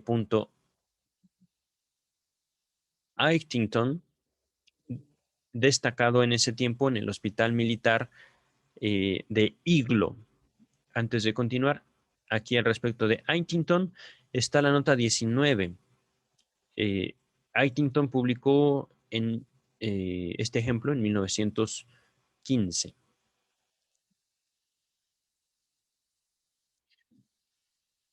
Lo siguiente está entre comillas. El teniente X, quien se encuentra en nuestro hospital aquejado por una neurosis traumática de guerra, me lee cierto día, con visible emoción, los versos que termina la última estrofa, los versos con que termina la última estrofa de un poema de Walter Heyman, tan prematuramente muerto en el frente, es decir, en la guerra, muerto en el frente de batalla. Ajá. Sigue aquí la estrofa, me parece. Pero, ¿dónde está escrito? Pregunto. Que todos, que de todos yo deba sobrevivir. ¿Quién caerá por mí? Pues ciertamente el que de vosotros caiga, por mí morirá. ¿Y yo he de sobrevivir? ¿Por qué? No. ¿Por qué no? Aquí he dudado cómo leer esto. Se destaca la palabra qué en este último. ¿Por qué no? ¿Por qué no? Está destacada la palabra qué. Aquí viene la nota número 20. Dice, tomado de el texto, Den Ausgehenden, a los que se han ido, es decir, el texto se llama en español A los que se han ido, de Walter Heyman, publicado en Poemas de Guerra y Cartas desde el Frente. Vienen estas palabras en alemán que ahorita por pena no voy a leer. Bueno, ya. Kriegsgedicht und Felsportbrief, que quiere decir poemas de guerra y cartas desde el frente. Ajá.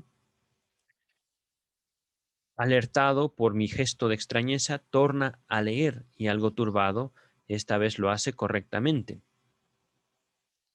Ok, ok. Miren, esto es justamente a partir de cómo el deseo se manifiesta en los errores. ¿Y yo he de sobrevivir? ¿Por qué yo? Esto es lo que decía el texto original, pero el texto compuesto por el teniente X era que quería vivir. Pues claro. Al caso de X, dice el texto, debo el haber obtenido cierta penetración analítica en el material psíquico de estas, entre comillas, neurosis traumáticas de guerra, y me permitió, a pesar de las circunstancias imperantes en un lazareto militar, tan desfavorables por el recargo de tareas y la escasez de médicos que supone a nuestra modalidad de trabajo, ver un poco más allá de las explosiones de Granada, cuyo valor como, entre comillas, causas, tanto se extrema, es decir, tanto se procura, tanto se cuida uno. También en esta oportunidad se observaban los fuertes temblores que a primera vista confieren un gran parecido a los casos acusados de esta neurosis, estado de angustia, tendencia al lloriqueo, inclinación a unos ataques de ira con manifestaciones motrices convulsivas e infantiles y al vómito ante la menor emoción. El carácter psicógeno, es decir, que se origina en la psique, de este último síntoma, sobre todo por estar al servicio de la ganancia secundaria de la enfermedad, es decir, para sobrevivir mejor me enfermo, no podía menos que resultar evidente para cualquiera la aparición del comandante del hospital, quien de tanto en tanto inspeccionaba a los convalecientes en la sala, o la frase de un conocido por la calle, entre comillas, pero si se lo ve muy bien, sin duda ya está sano. Se cierran las comillas, bastarán para desencadenar enseguida un vómito. Eso es justamente. Este ejemplo lo he puesto antes en el estudio de psicopatología de la vida cotidiana. Como niños, una enfermedad, gripe, vómito, diarrea, nos salva de ir a la escuela, como adultos del trabajo. Pero bueno, eh, también como soldados de la guerra. Esa es la comparación. Aquí viene, entre comillas, una cita de este texto que hemos estado citando, de poemas de guerra y cartas del frente. Sano, de nuevo a las filas. ¿Y por qué yo? Es decir, hay una enorme duda, un enorme cuestionamiento de aquellos que van al frente de una guerra, literalmente al matadero. Eso es algo que también me llama mucho la atención. La salud es un derecho, y esto es algo que ya he escrito para la segunda parte de Psicoanálisis del Estado. La salud es un derecho. ¿Por qué no la enfermedad? Como si nosotros, como humanos, no nos valiéramos de la enfermedad. Si la enfermedad fuera un derecho, las políticas empresariales al respecto de la enfermedad tendrían una radical aproximación, una aproximación muy distinta al día de hoy. Viene el punto número 11. A este punto se asocia la nota 21 y 22. El resto de esta sección, los ejemplos 11 al 13, fueron agregados en 1919. Aquí se nos adelanta. El doctor Hans Sachs, en 1917, comunica otros casos de desliz, entre comillas, de guerra en la lectura. Es decir, aquí la lectura hecha por algunas personas fue realizada durante un contexto muy específico. Estaban en una guerra y no solo, digamos, al frente, me supongo, sino yo creo que, como Freud, preocupados por gente que estaba peleando en la guerra. Dice, una persona de mi amistad me había declarado repetidas veces que no apelaría, cuando fuese movilizado, a su formación profesional, que un título le acreditaba, sino que renunciaría al derecho que ese diploma le daba de obtener un destino acorde en la retaguardia y marcharía al frente. Miren qué cosas, impresionante. Poco antes de que le llegase realmente su turno, me comunicó un día, en la forma más escueta y sin alegar más razones, que había presentado la prueba de su formación profesional a la autoridad competente y a consecuencia de ello lo habían destinado a una actividad industrial. Repito, a una actividad industrial, es decir, ya no iba a pelear, se iba a encargar de hacer municiones o otra cosa, ¿no? Al día siguiente nos encontramos en una oficina pública. Estaba yo ante un pupitre y escribía. Él se acercó, miró un momento por encima de mi hombro y luego dijo, ah, la palabra de arriba es Dukbogen, que quiere decir pliegos, y lo leí como si dijera Druckberger, desertor.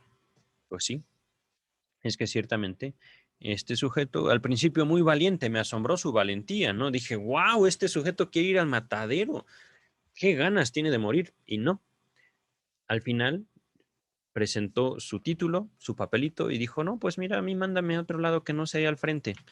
Y por supuesto, ese acto de cobardía al final, que por supuesto le salvó la vida, le hacía acusarse a él mismo de ser un desertor.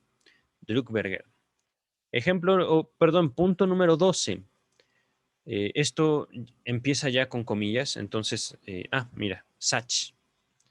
Sentado en el tranvía, iba reflexionando en que muchos de mis amigos de juventud, tenidos siempre por timoratos y debiluchos, eran ahora capaces de sobrellevar las más duras fatigas, ante las que yo sucumbiría con toda seguridad.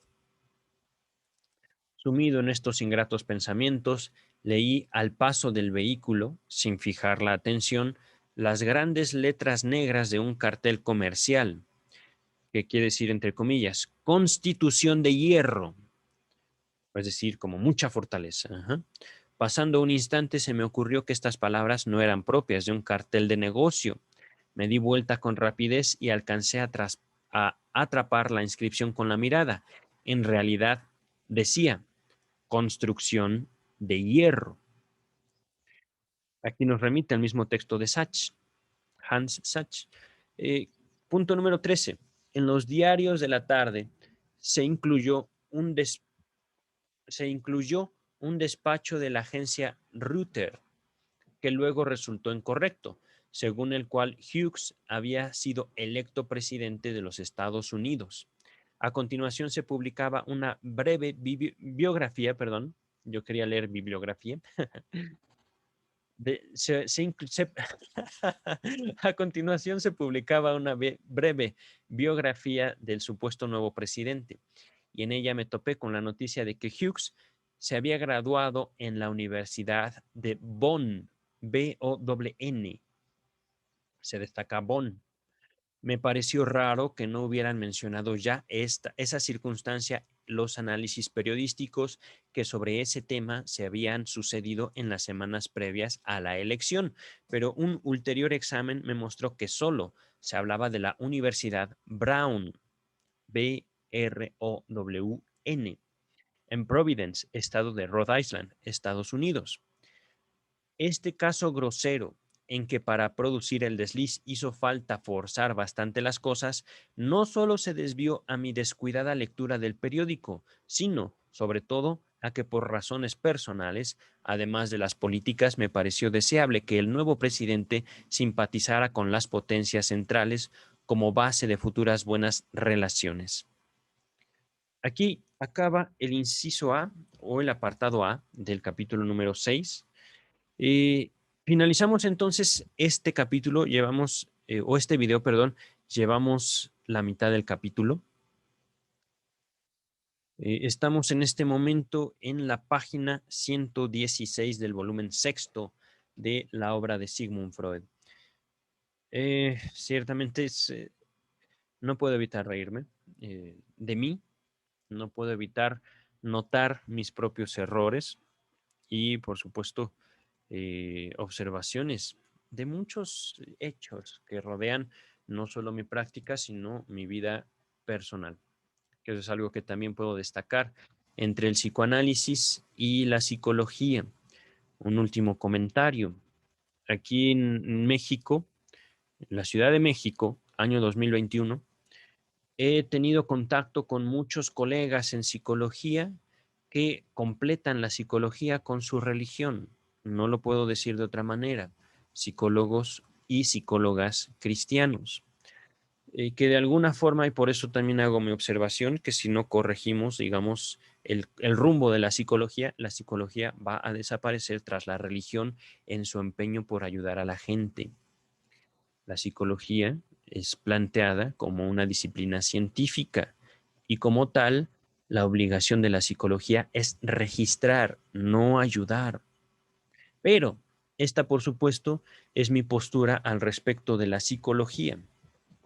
Es una postura que ciertamente no me hace popular entre mis colegas, más bien podría decirles que les doy miedo a la gran mayoría, aunque tengo también amigos muy queridos.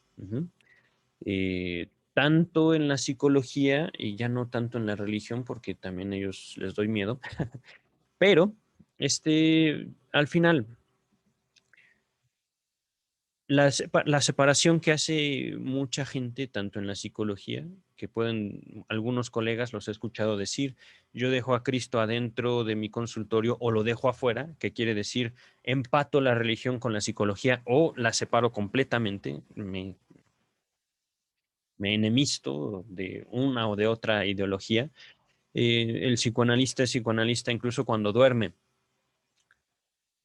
Cuando no queremos nosotros analizar, se nos aparece el diablo, por decirlo, ¿no? Estoy simplemente usando palabras. Tenemos un sueño que nos despierta. ¡Pum! ¿Por qué soñé eso? Y no nos vamos a, es que nuestro complejo de Edipo, es que nuestro narcisismo, es que tengo que ser menos narcisista. No, caramba. Estoy vivo, siento. Y eso es ya decir mucho. Cuídense mucho. Nos estamos viendo pronto para el abordaje de esta segunda parte del capítulo número 6. Oh, oh, ¿dónde está? Aquí está. Vamos a finalizar el video. Cuídense.